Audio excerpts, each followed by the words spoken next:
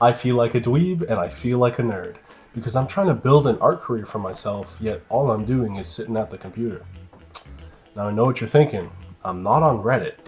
I bet you didn't know this, but you can actually make art on a computer. I'm using programs like Blender and Clip Studio Paint, and I'll explain why and what I'm doing with it. Let's jump in, let me show you. Can you believe this? Art on a computer?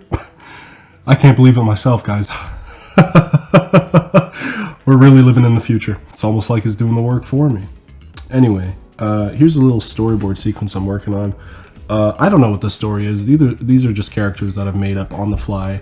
I'm doing one panel at a time. You know, it's fun. I love this pose. I love that pose. It's just so...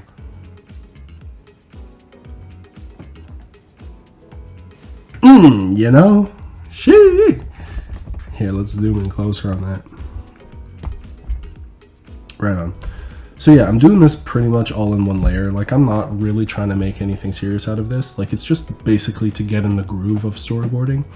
And the reason why I've gotten into storyboarding is because, like I've said, like I've always made art for the purpose of telling a story or sending a message. And my paintings were just a way to kind of capture all of those ideas into one frame, which was cool for a while, but I do want to expand just my ability to tell stories because that's what's important to me, right? And the second reason is that if I create a career for myself in any other artistic field, whether it be murals, music, selling merch, you know, hitting it off on YouTube, what would I do after that? What would I do with that money? What would I do with all that free time? What would I do with that fame, right? I'd start my own studio. That's my answer every single time, no matter what the circumstance is, no matter what I end up doing in life. At the end of the day, what I want to do is make films. So this is a really good step into learning how the process of filmmaking works. And storyboarding, I think, is very intense with cinematic language. And you need a pretty good understanding of how to tell stories in a way that flows nicely for the viewer. So, you know, that's what I care about and that's what I want to learn. And I've always been heavily against working for a studio just because I don't want to slave away for another company, blah, blah, blah. That's really not how it is. A lot of storyboard work and honestly a lot of artwork in general when it comes to big studios and stuff like that is freelance until you get to a high enough position where you're clocking into the same studio every day. And that pays, bro. That pays, dude. So I'm not saying necessarily that's my goal, but you know, it's absolutely a good path to go down. Just doing little close-ups on this because, you know, they're cool.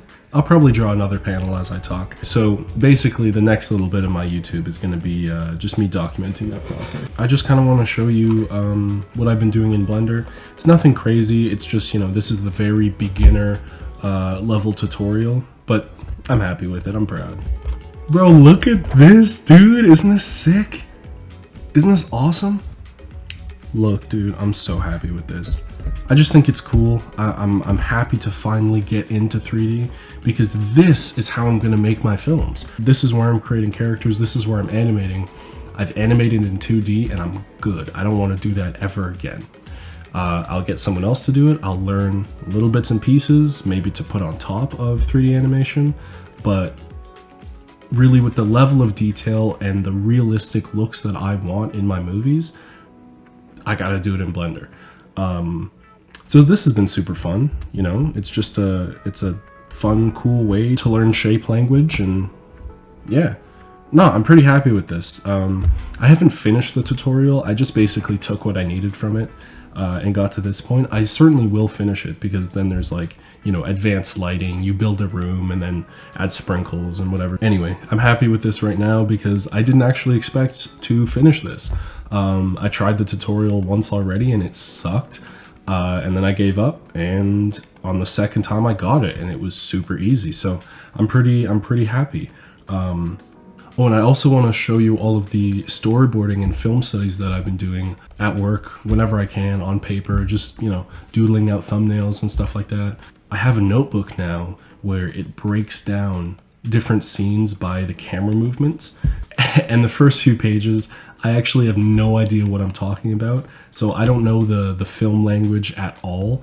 You know, so I use things like scan shot instead of pan shot. I used in the way instead of dirty shot.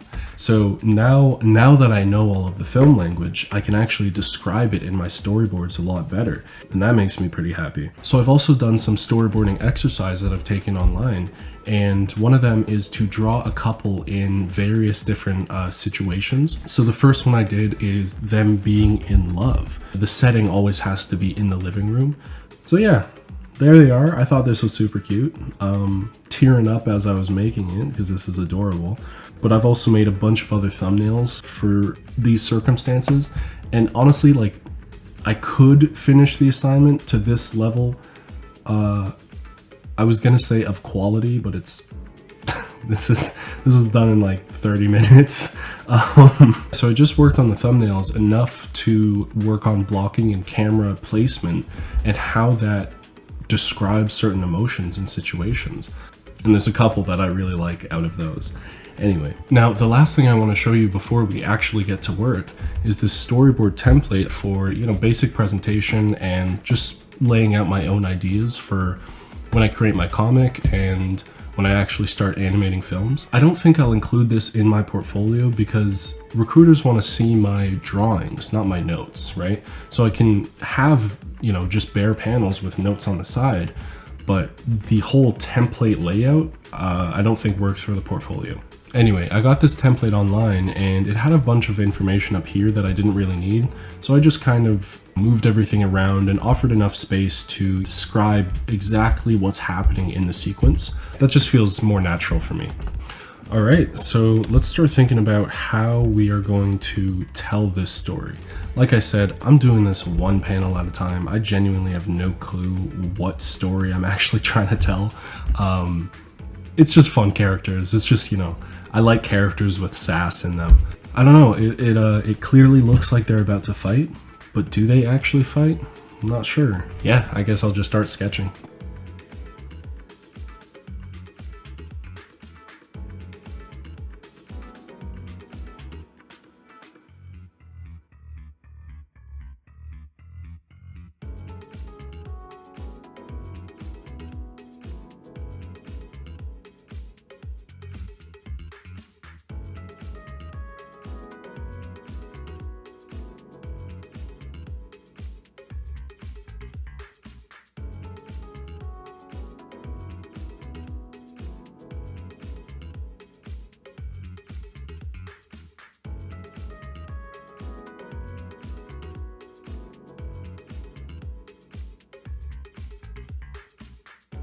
Okay, that was actually a lot of fun.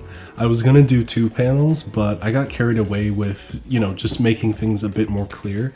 And that's honestly one of the most important things about storyboarding, so I'm told. Clarity is everything. That's kind of the whole point of it, making sure that the script or the basic thumbnails are translated clearly so that animators can look at it, directors can look at it, and make sure that everyone is on the same page. You know, I added some color just to solidify these characters a little bit more, and the arrows just really do it for me. Like, being able to show camera movement just through still images is so cool to me. So I was kind of thinking, like, you know, it starts in with the red-haired girl, and then the camera pushes back between the two foes, I guess. Pushes back between the two girls and then zooms out to reveal the entire scene. And I'm even thinking of adding a pan shot this way, so it reveals the character that way, and then same over here. It goes this way, then that way. I want the camera itself to have a personality. I think that's really cool, and I think in my next few shots, you know, they might be running towards each other. Like, putting this in 3D and then being able to actually move the camera, dude, I'm so excited. I'm genuinely so excited. Like, it feels like my art is a movie now, and that's kind of what I was going for with my paintings, but of course I can only take that so far. That's that. I had a lot of fun doing this, and that's really the most important thing if I'm trying to be the greatest.